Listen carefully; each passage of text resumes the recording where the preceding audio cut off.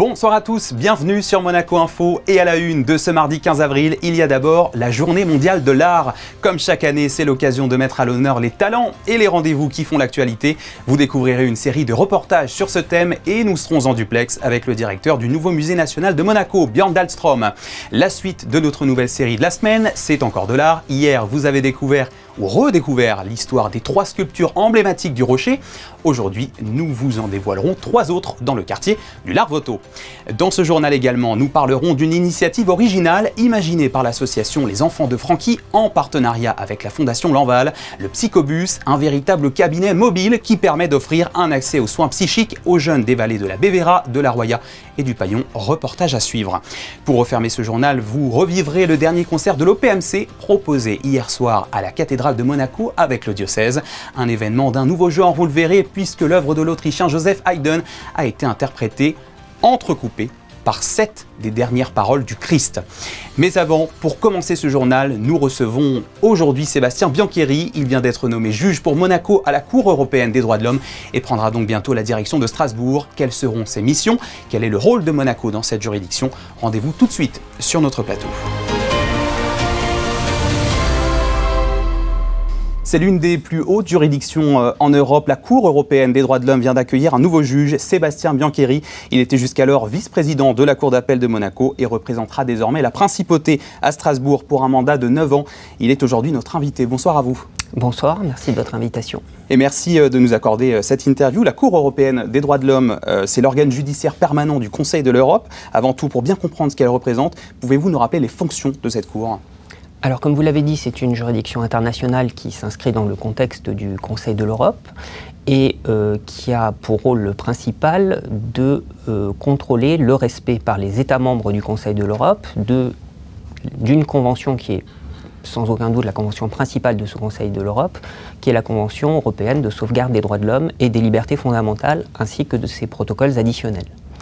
Elle est donc composée de 46 juges, le nombre d'États membres du Conseil de l'Europe, puisque chaque pays donc, a un juge élu à son titre. Je dis bien à son titre et non pas qui représente l'État, on en parlera certainement, puisque dans le cadre de cette fonction et de ce mandat, les juges exercent leur autorité en toute indépendance. Alors, le 8 avril dernier, vous avez donc été élu juge au titre de Monaco par l'Assemblée parlementaire du Conseil de l'Europe. Vous allez donc rejoindre, vous l'avez dit, les 45 autres juges qui siègent à la Cour. Qu'est-ce qu'elle signifie pour vous, cette élection ? Alors, elle signifie d'abord pour la principauté la continuité de son engagement au sein du Conseil de l'Europe depuis 2004. Je succéderai donc à Isabelle Béraud-Amadei, qui a été la première juge élue à ce titre-là en 2006, et désormais à Stéphanie Moreau-Wikström. Et donc, c'est un grand honneur de succéder ainsi à deux femmes compatriotes. C'est l'aboutissement ou la continuation, en tout cas la continuité d'un parcours judiciaire dans les juridictions nationales et dans d'autres institutions, le Conseil d'État notamment, la Chambre de discipline du Comité monégasque antidopage, et la possibilité donc de faire valoir mon expérience et d'apporter, j'espère, mon acquis au bénéfice de cette juridiction internationale et à ce titre de non pas représenter, mais d'apporter ce qui peut être un aspect du droit monégasque. Alors en quoi concrètement vous consistez vos missions à cette Cour ? Alors comme tous les juges, puisque cette Cour elle fonctionne selon le principe un juge, une voix, il n'y a pas de différence ou de voix prépondérante en fonction de la taille ou d'un autre critère d'un État membre.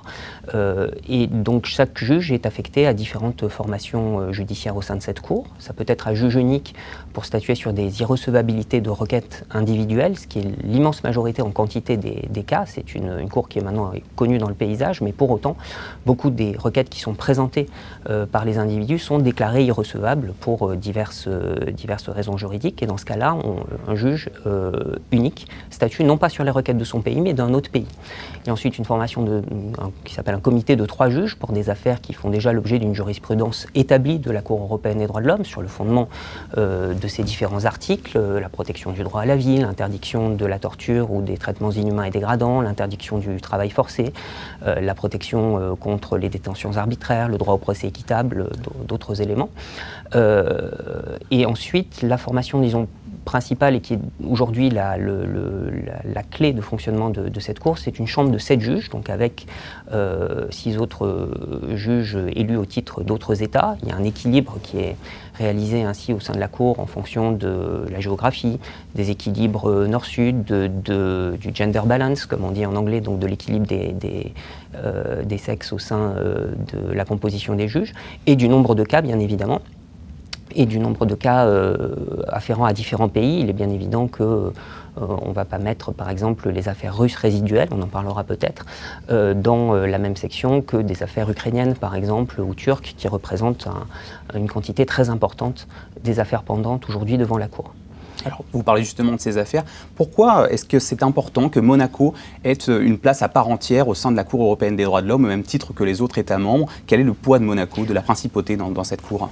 Alors, vous l'avez dit, c'est un principe essentiel du Conseil de l'Europe. C'est un fondement donc, de multilatéralisme, et c'est la volonté que chaque État membre apporte au niveau juridictionnel une expérience de sa famille juridique. Et dans ce cadre-là, pouvoir exposer aussi ce qui sont les caractéristiques de notre système juridique, je dirais même, oui, juridique plus largement que juridictionnel, les particularités du système monégasque comparé à d'autres systèmes, et en quoi abordés non pas directement mais par le biais des droits garantis, ces éléments sont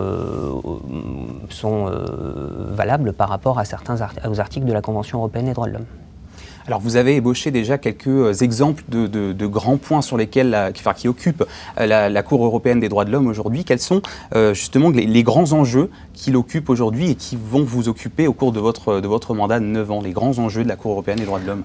Alors, le premier, puisque c'est une juridiction internationale, mais ça reste une juridiction, ça n'est pas forcément spectaculaire, mais c'est très important, c'est la charge de travail, la gestion des arriérés et la gestion des affaires pendantes. Il y a aujourd'hui à peu près 60 000 requêtes pendantes devant la Cour européenne des droits de l'homme. Alors, c'est beaucoup, mais c'est en diminution par rapport à ce qui a pu être le cas il y a une quinzaine d'années où c'était plus de 160 000 requêtes qui étaient pendantes.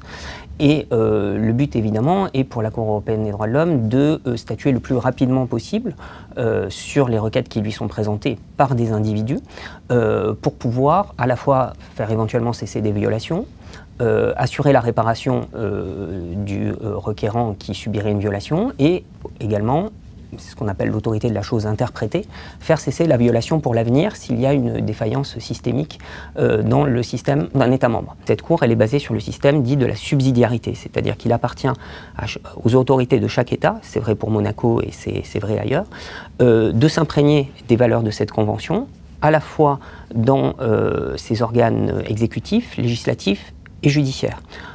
Pour ce qui est de Monaco, on voit, si on lit les exposés des motifs des projets de loi ou qu'on écoute les débats parlementaires au Conseil national sur votre chaîne notamment, on voit bien dans ces exposés des motifs que les jurisprudences de la Cour européenne ou les principes fondamentaux sont souvent cités. Et c'est une partie de ce qu'on appelle la subsidiarité ou la responsabilité partagée, comme le disait un ancien président de la Cour européenne, Jean-Paul Costa, qui fait comme ça ce concert assez harmonieux entre la Cour et les États membres et qui est donc un peu plus basé sur cette horizontalité plutôt que quelque chose qui viendrait d'une juridiction qui serait hors sol, ce qui n'est pas le cas. Et ça, continuer à faire connaître ça, c'est un véritable enjeu pour le futur et je compte y participer dans la mesure du possible. Sébastien Biancheri, élu nouveau juge à la Cour européenne des droits de l'homme. Merci beaucoup d'avoir répondu à nos questions sur notre plateau et on vous souhaite une bonne prise de fonction. Merci. Voilà, entretien réalisé ce matin. Nous sommes le 15 avril, c'est aussi la journée mondiale de l'art. Comme chaque année, c'est l'occasion de mettre à l'honneur les talents, les artistes et les adresses à ne pas manquer. Au 10 quai Antoine Ier, le comité AYAP célèbre justement cette date de façon aussi ludique que symbolique avec un artiste qu'ont pu rencontrer Christinda Petit-Hommel et Marie-Ève Béé. Pour célébrer cette journée mondiale de l'art, l'artiste Jean-François Gaultier a invité le public à se réapproprier l'un des plus grands chefs-d'œuvre de l'histoire, la Joconde. Avec une seule consigne, chacun peint sa toile à sa manière et avec sa sensibilité. Aujourd'hui, cette journée du 15 avril correspond déjà à la naissance de Léonard de Vinci. dont on fête sa naissance, le jour de sa naissance. Il a 573 ans aujourd'hui. Et donc la Joconde, c'est le tableau emblématique du travail de Léonard de Vinci déjà. Et puis après, c'est une œuvre universelle dont on peut s'approprier comme on fait cet après-midi. Chacun va interpréter chaque partie sur laquelle il travaille. Donc la Joconde a été divisée en 12 carrés. Et chacun va, par sa technique, que ce soit de la peinture, de l'encre, du collage, va interpréter le carré de la Joconde. Une Joconde revisitée, découpée en 12 toiles, confiée à des participants de tous âges, artistes amateurs ou simples curieux. Pinceau en main, ils se sont appliqués à réinterpréter à leur façon un fragment de ce visage mondialement connu. Je trouve que c'est beau de pouvoir célébrer l'art en pratiquant l'art. Parce qu'il y a évidemment l'art qu'on a envie de célébrer parce qu'on trouve que les tableaux sont beaux, les œuvres d'art sont belles, mais il faut se rappeler aussi qu'il y a des artistes. Et puis je crois que le projet de l'UNESCO, c'était de mettre en valeur le travail artistique. Et je trouve que c'est ça qui est réalisé aujourd'hui et je trouve que c'est vraiment très très bien. Entre échange, collage ou coup de pinceau, c'est un véritable moment de partage qui prend forme sur la toile et dans les esprits. 12 styles, une œuvre unique, la Joconde n'a pas fini d'inspirer, surtout quand, vous l'aurez compris, elle devient l'expression d'un art collectif. Et pour explorer plus en profondeur ce thème si vaste qu'est l'art et ce que la principauté a d'artistique, nous accueillons ce soir le directeur du nouveau musée national de Monaco, Björn Dahlström. Bonsoir à vous. Bonsoir à vous. Merci d'avoir accepté cet échange pour parler de ce sujet qui plaît toujours autant qu'il fascine. En philosophie, on dit que l'art désigne la maîtrise d'un savoir-faire qui cherche à être beau et donc à plaire à tous. Vous êtes d'accord avec cette définition ? En partie, oui. Plaire à tous, je ne sais pas, mais en tout cas proposer une vision alternative du monde et des événements, d'une géographie. C'est peut-être une définition qui est antérieure, je dirais, au XXe siècle, à la grande révolution de l'art, notamment grâce à Marcel Duchamp, à une autre conception, acception de l'esthétique moderne et contemporaine. Mais en tout cas, elle interroge, l'art interroge. C'est à travers, évidemment, un langage plastique. Et c'est pour ça que cette journée internationale de l'art, qui est une initiative de l'UNESCO, met l'accent sur l'importance de comment on peut vivre avec l'art et comment il peut nous permettre d'envisager le monde différemment. Pour être encore plus concrètement, quel est l'objectif d'une journée mondiale de l'art? Qu'est-ce qu'on essaie de faire passer comme message? Ce sont comme toutes ces journées qui mettent l'accent sur tel ou tel aspect de nos vies, de nos sociétés. Nous avons des équipements, notamment à Monaco, le Musée national de Monaco, des équipements culturels. Et peut-être que pour ceux qui ne sont pas des visiteurs réguliers du musée, cette journée les sensibilise à l'importance, à un moment donné peut-être, de se poser la question de l'importance de l'art dans nos vies au quotidien. Alors pour en revenir un petit peu à la définition initiale que je vous proposais, comment faire l'unanimité en art? Il y a des œuvres qui plaisent quasiment à tout le monde, la Joconde par exemple, mais pas toutes. Est-ce que vous diriez qu'il existe aujourd'hui des critères pour faire l'unanimité en art? L'unanimité en art, je crois que c'est un vœu pieux, ça n'existe pas et je ne pense pas que ça devrait nécessairement... Moi, je me méfie de l'unanimité de manière générale. Je pense que justement, l'intérêt d'un musée, c'est de proposer une diversité de points de vue. Il y a autant d'art que d'artistes, avec des points de vue tout à fait différents. Et ce qu'on essaie de faire, nous, ici au Musée national, c'est à travers une programmation dense, dynamique, de 3 à 4 expos par an sur les 2 sites que sont la Villa Saubert et la Villa Paloma, de proposer une variété, justement, d'artistes et de visions du monde qui peuvent créer l'adhésion, et évidemment c'est ce qu'on souhaite. Je n'irai pas jusqu'à parler d'unanimité et je ne sais pas si elle est souhaitable véritablement. Dans la continuité de notre discussion, le NMNM proposera cet été une nouvelle exposition. Il s'agira des années folles de Coco Chanel. Est-ce que vous pouvez déjà nous en dire quelques mots ? Oui, alors voilà une personnalité intéressante et on a choisi cet été avec le commissariat de Célia Bernasconi qui travaille au musée, qui est en charge, qui est conservatrice des collections, de mettre à l'honneur cette figure de Coco Chanel qui a justement mis à l'honneur la diversité à travers ses amitiés qu'elle a eues, nombreuses, notamment avec Jean Cocteau, avec Pablo Picasso. La diversité aussi au service des arts performatifs puisqu'elle a contribué notamment au Train Bleu qui est ce ballet dont Picasso a dessiné les costumes et que nous montrerons dans le cadre de cette exposition.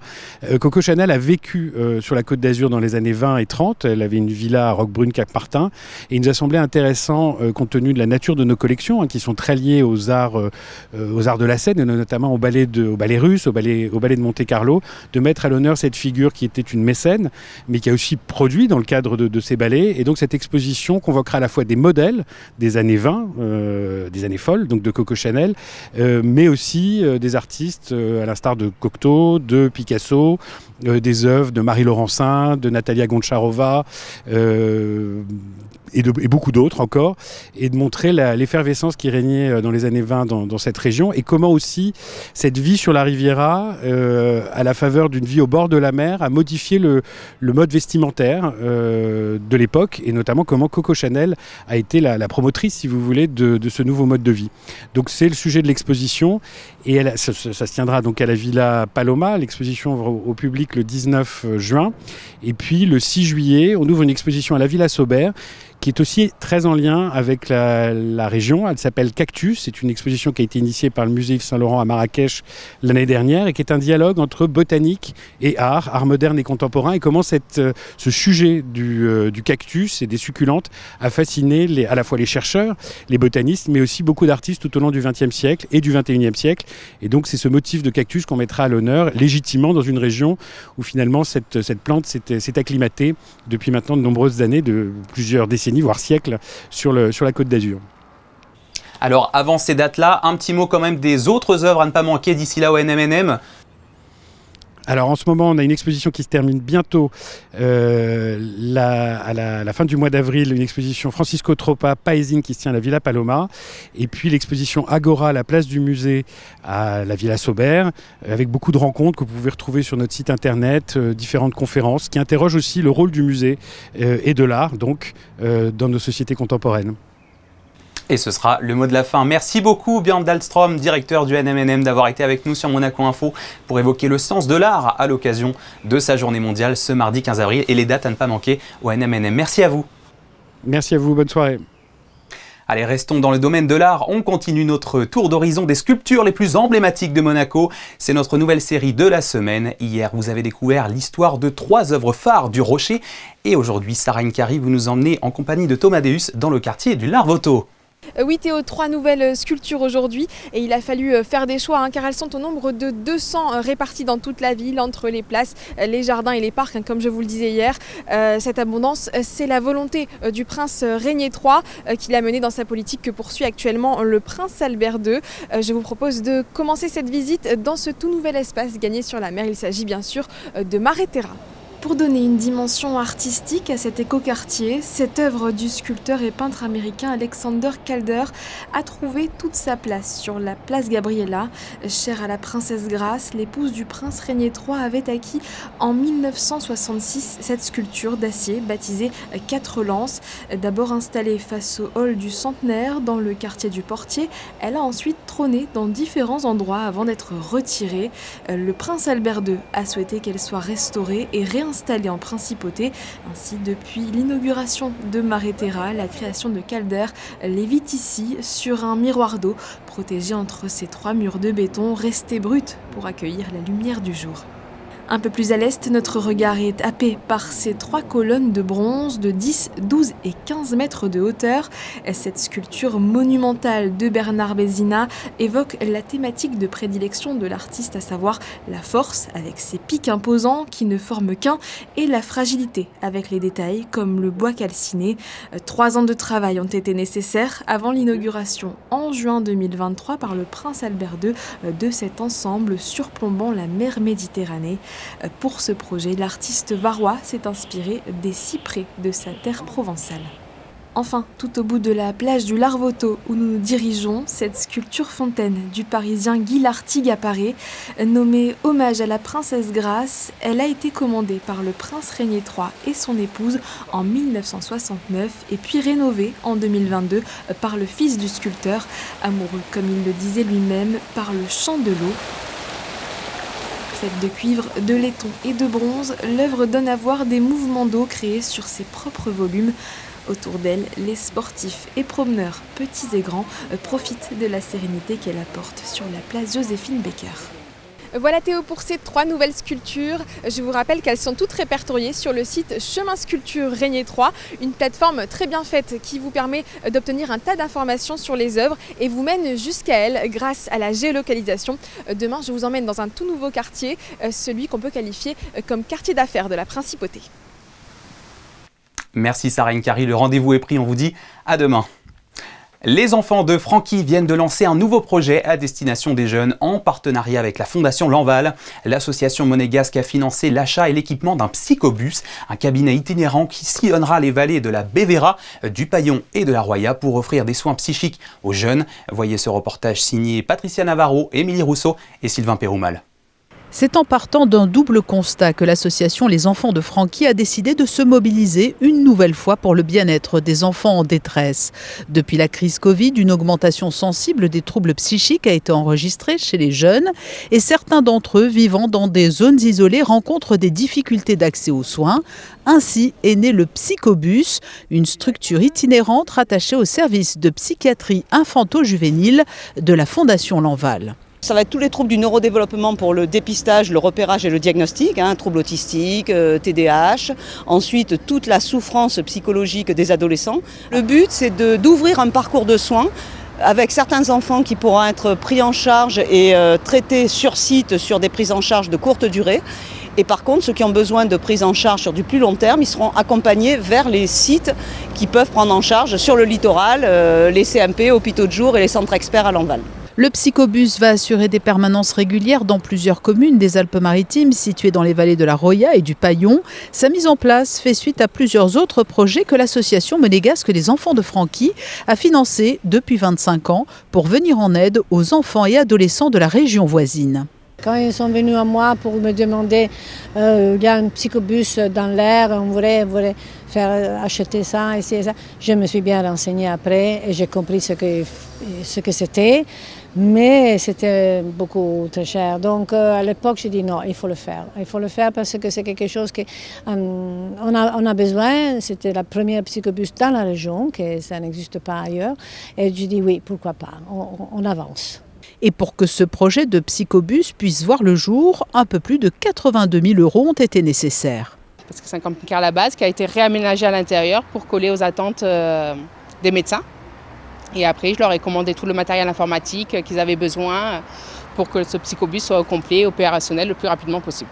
Pour pouvoir bénéficier des services proposés par le Psychobus, les jeunes pourront prendre rendez-vous au préalable sur une plateforme téléphonique ou plus simplement se rendre directement sur les lieux d'intervention au gré des étapes du véhicule. Regardez ces images à présent, vous avez peut-être deviné, il s'agit des torches des Jeux Olympiques et Paralympiques de Milan-Cortina, prévues en février et mars 2026. Elles ont été dévoilées hier lors d'une cérémonie qui s'est tenue en simultané à Milan, en Italie et à Osaka, au Japon, à l'occasion de l'exposition universelle 2025. Le design de ces torches en forme de flûte est signé de l'architecte italien Carlo Ratti et ont été baptisées Essential en anglais pour souligner la sobriété et l'excellence du détail italien.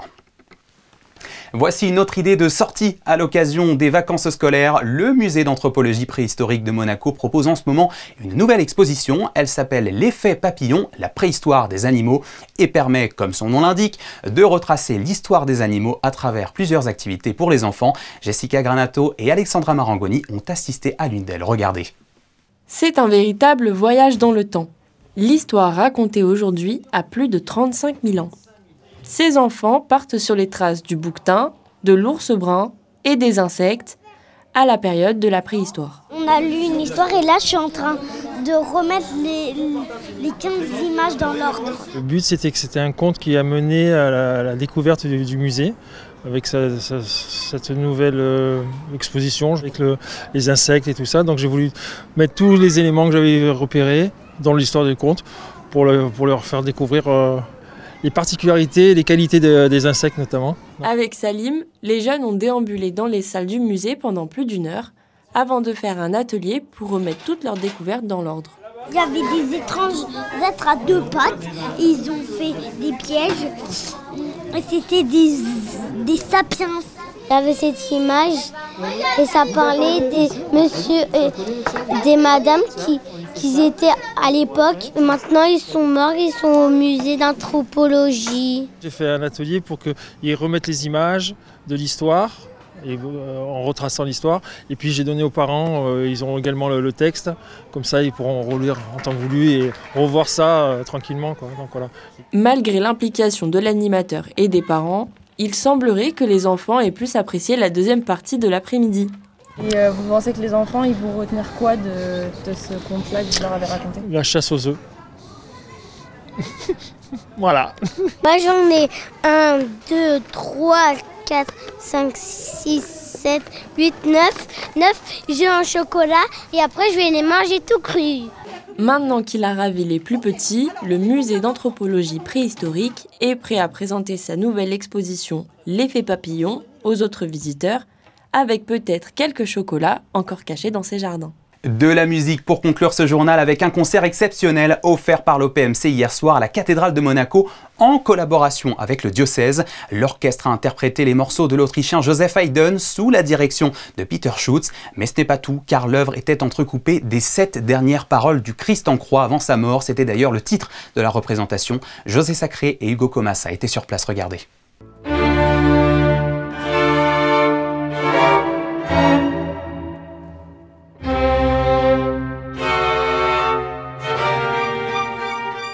Proposé par l'Orchestre Philharmonique de Monte-Carlo et le diocèse de Monaco dans le cadre de la Semaine Sainte, un concert exceptionnel a été donné en la cathédrale de Monaco avec au programme les 7 dernières paroles du Christ en croix, une œuvre qui a été commandée à Joseph Haydn par un chanoine de Cadix afin d'être exécuté le vendredi saint dans l'église de Cadix en 1787. Un récitant, ici Xavier Béja, lit les 7 dernières paroles que, selon les évangiles, le Christ a prononcées alors qu'il était crucifié, juste avant sa mort. Ces citations sont suivies de séquences musicales composées par Joseph Haydn et interprétées par l'Orchestre Philharmonique de Monte-Carlo sous la direction de Peter Schutz. Je suis très ravi qu'on peut jouer ça dans ces circonstances parce que, en fait, c'est pas forcément une œuvre pour une salle de concert. En fait, tous les 7 mouvements, et avec l'introduction, les 8 mouvements sont lents. Et seul un génie comme Haydn peut se permettre de créer une œuvre avec uniquement des mouvements lents sans être ennuyant.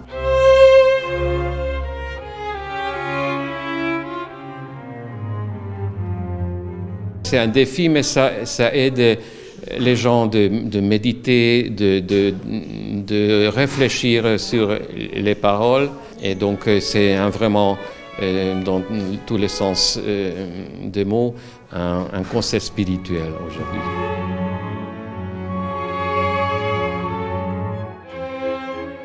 Les 7 dernières paroles du Christ en croix de Joseph Haydn est une œuvre d'une beauté, d'une intensité et d'une ferveur incomparables, suivie par un public nombreux de mélomanes et de fidèles, parmi lesquels l'archevêque de Monaco et le clergé. Magnifique. Voilà, c'est la fin de cette édition. Merci à vous de l'avoir suivi. Dans un instant, la météo de Sarah Inkari. Ensuite, vous avez rendez-vous avec le Culturama de José Sacré. On se quitte sur les images de l'Open Training de l'AS Monaco capturé par Stéphane Dana. Un reportage à suivre dans notre prochain JT. Excellente soirée sur Monaco Info. À demain.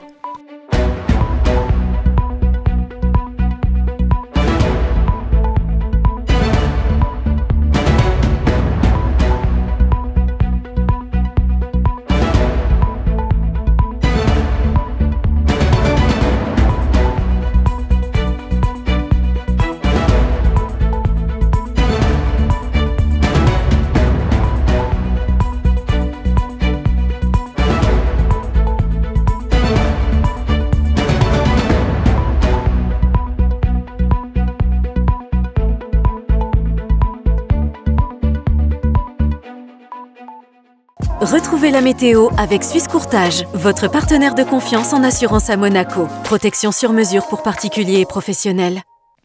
Bonsoir à tous, je ne vous apporte pas de très bonnes nouvelles. Le temps pour demain ne s'améliore pas, au contraire. Une dégradation est prévue avec des précipitations tout au long de la journée. Soyez vigilants, il n'est pas impossible que des orages éclatent en fin d'après-midi. Patience, vendredi, le ciel devrait s'éclaircir. Les températures de ce mercredi, elles resteront stables et oscilleront entre 14 et 15 degrés. Enfin, ce 16 avril, nous fêterons la Saint-Benoît-Joseph, un prénom composé à forte consonance religieuse et spirituelle. Belle soirée à tous sur Monaco Info. C'était la météo avec Suisse Courtage, votre partenaire de confiance en assurance à Monaco. Protection sur mesure pour particuliers et professionnels.